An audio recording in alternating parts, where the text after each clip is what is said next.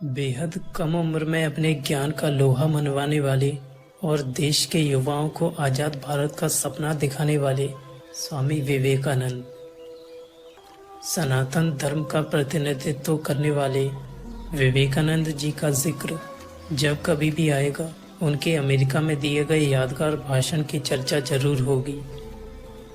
ये एक ऐसा भाषण था जिसने भारत की अतुल्य विरासत और ज्ञान का डंका बजा दिया था। अधिकांश लोग जानते हैं कि स्वामी जी ने यहाँ पर शून्य पर भाषण दिया था, लेकिन बेहद कम लोग ही ऐसे हैं जिन्हें ये मालूम हो कि उन्होंने शून्य पर ही क्यों भाषण दिया था। स्वामी विवेकानंद के ऐसे जवाब जिन्हें सुनकर चुप गया पूरा संसार। और आइए जानते हैं कि शिकागो में शून्य पर ही क्यों बोले थे विवेकानंद जी। ये एक दिलचस्प कहानी है। विवेकानंद सन 1893 में शिकागो में आयोजित विश्व धर्म महासभा में भारत की ओर से सनातन धर्म का प्रतिनिधित्व करने गए थे। जब वो वहां पहुंचे तो आयोजकों ने उनके नाम के आगे शून्य लिख दिया था। जानकारी के मुताबिक ऐसा इसलिए किया गया क्योंकि कुछ लोग उन्हें परेशान करना चाहते थे। विवेकानंद जब भाषण देने के लिए खड़े हुए तब उनके सामने दो पेड़ों के बीच में एक सफेद कपड़ा बंधा हुआ पाया, जिसके बीच में एक ब्लैक डॉट था। स्वामी विवेकानंद पूरी बात को अच्छे से भांप गए थे, इसलिए उन्होंने यहाँ अपने भाषण की शुरुआत शून्य से ही की। विवेकानंद को उनकी गुरु माँ ने दी बड़ी सीख। स्वामी विवेकानंद के गुरु का नाम रामकृष्ण परमहंस था। वो किसी भी काम को करने से पहले उनसे सलाह मशवरा और आशीर्वाद लिया करते थे। स्वामी जी के गुरु का देहांत हो चुका था और जिस साल उन्हें अमेरिका जाना था वो उनके साथ नहीं थे।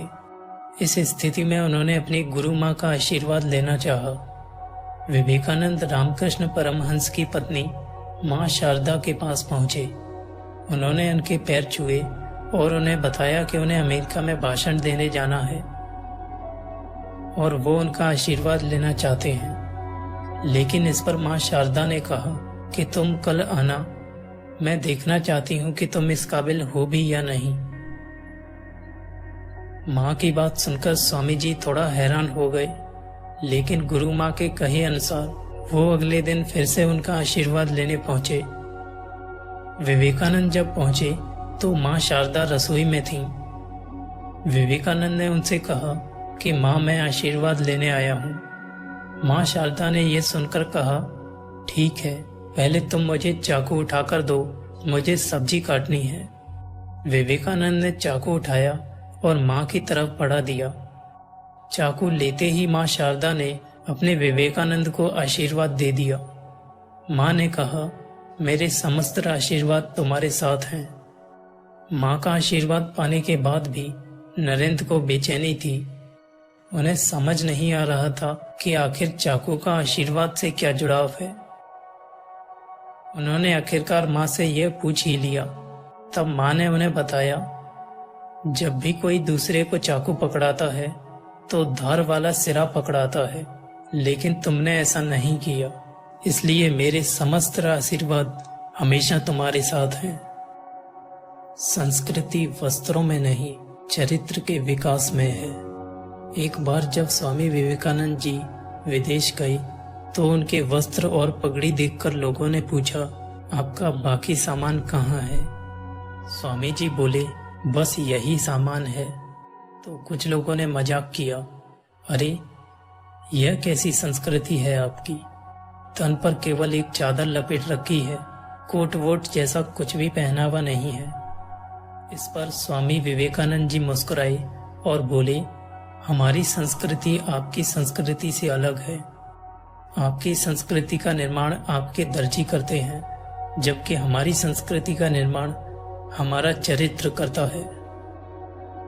संस्कृति वस्त्रों में नहीं, चरित्र के विकास में है।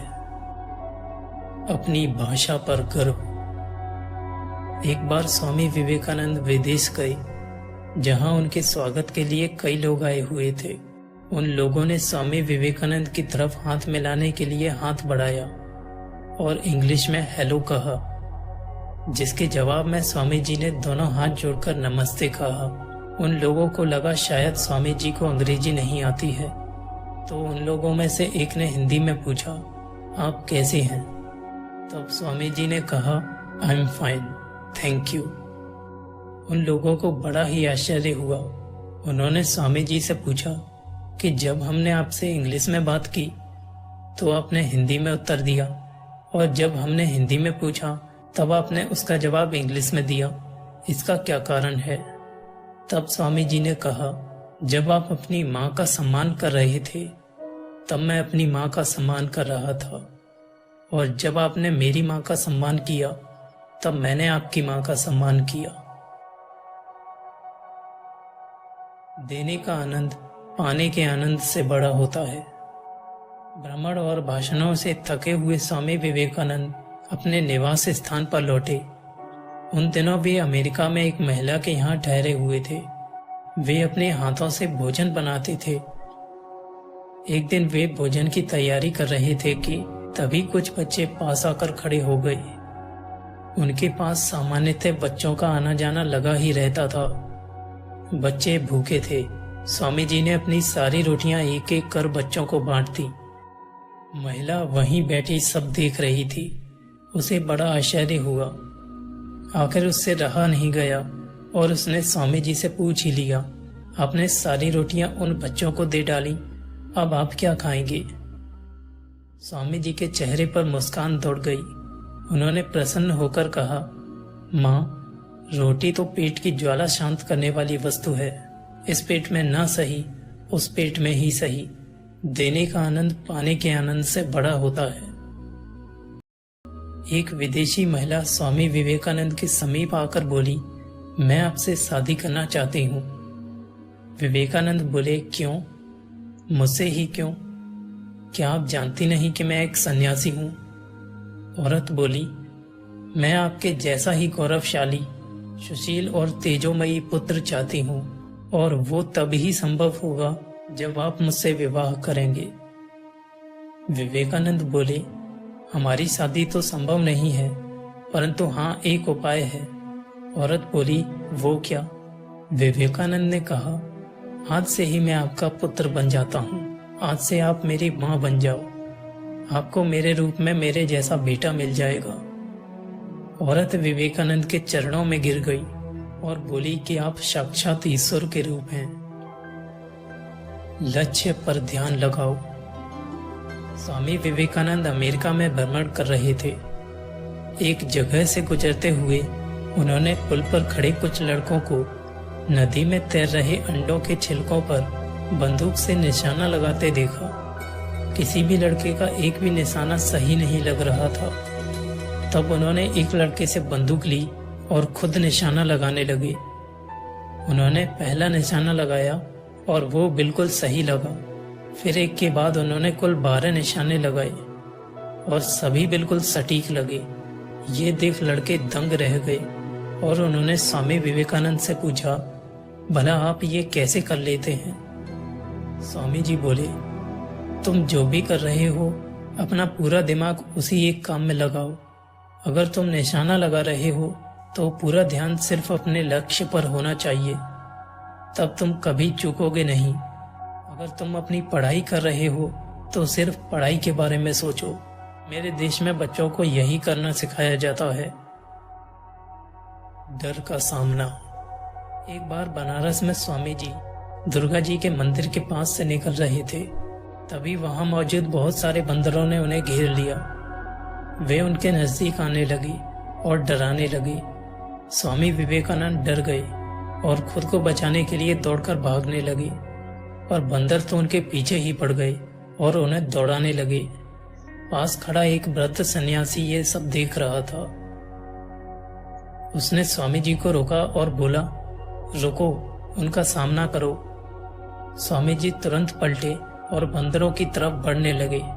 ऐसा करते ही बंदर भाग गए। इस घटना से स्वामी जी को एक गंभीर सीख मिली और कई सालों बाद उन्होंने एक संबोधन में कहा, यदि तुम कभी किसी चीज से भयभीत हो तो उससे भागो मत, पलटो और सामना करो। मां से बढ़कर कोई नहीं। स्वामी विवेकानंद जी से एक जिज्ञासु ने प्रश्न किया, माँ की महिमा संसार में किस कारण से गाई जाती है? स्वामी जी मुस्कुराए, उस व्यक्ति से बोले, 5 सेर वजन का एक पत्थर ले आओ। जब व्यक्ति पत्थर ले आया तो स्वामी जी ने उससे कहा, अब इस पत्थर को किसी कपड़े में लपेटकर अपने पेट पर बांध लो और 24 घंटे बाद मेरे पास आओ तो मैं तुम्हारे प्रश्न का उत्तर दूंगा।